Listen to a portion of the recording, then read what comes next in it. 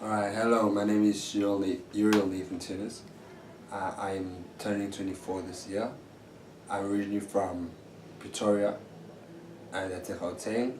And then in 2010, that's the beginning of 2010, I moved to the Western Cape to a place called Centennial Bay. Now, the way my story goes, it's actually um, let's say around growing up, I've always been inspired by who God is and encouraged to follow the way of God and whatnot. My parents always teach me about this is the Lord and stuff like that, but I've never really um, knew anything of this personally by myself. And it was kind of strange for me to kind of like just see God because I was raised in Afrikaans church. So it's not really the language that I prefer to use. I use English. I went to English school, so I actually got my first English Bible when I was in 2009 when I was grade 9.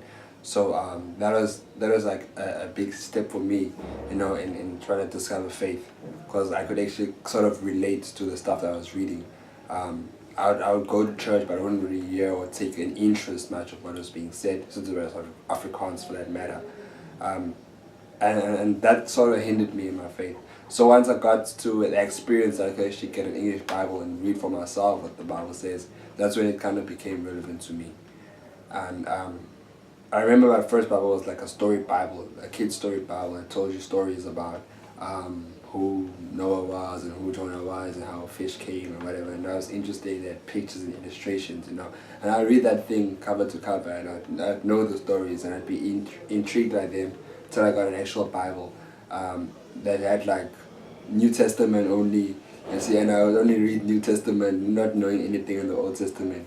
But because it was English, I preferred to read it, and that's how it strengthened my faith, because I could actually gain knowledge based on what I'm reading, and memorize those things. And you end up watching these TV pastors. I didn't know there were TV pastors until stumbled upon this channel on DSTV. It's like boom, okay. That was also around 2009. And I'm like, okay, now I'm seeing something on television. I'm seeing something that relates to what I'm reading.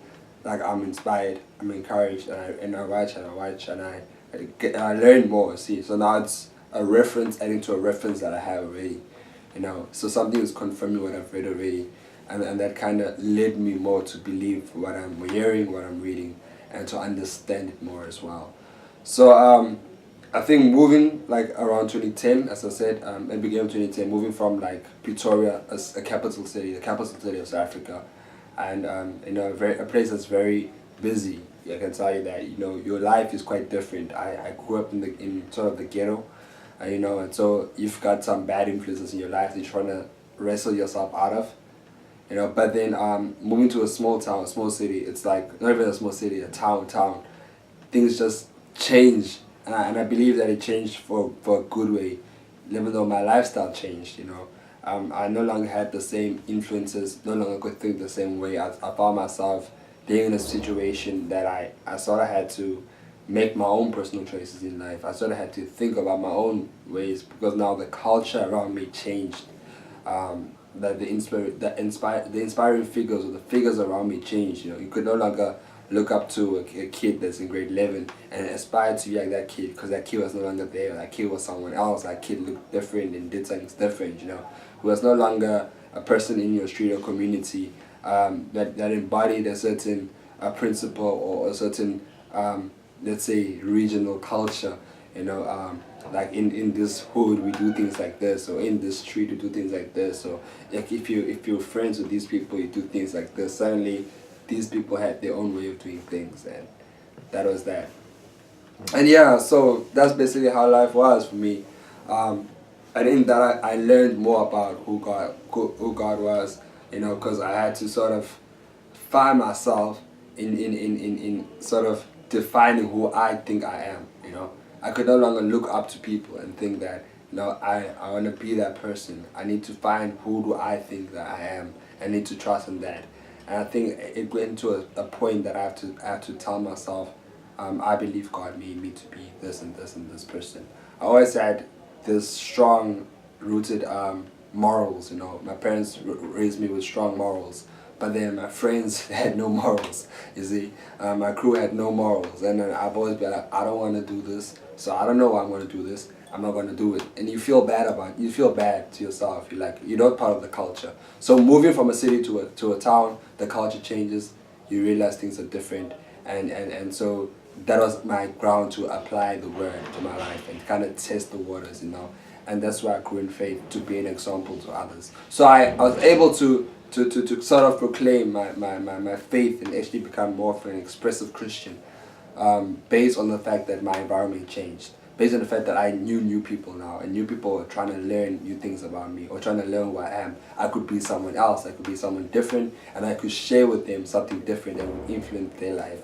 And that's when I realized that my life is actually there to make a difference in someone else's life. It's there to uplift, and not just to be drained and dragged down through the mud like I was dragged down and drained by other people based on what they thought was the right way, but it was actually a way that they subscribed to around the culture that they found themselves in. And that's how I journeyed from like 2010, just like a baby in the faith, to like eventually becoming more expressive. And then 2012, I decided to join like guys praying under trees at my high school. You know, came to university, and then I decided to get involved in church, start serving at church. From there on, I decided to get involved in student ministry on campus. From there on, I kept my foot into student ministry.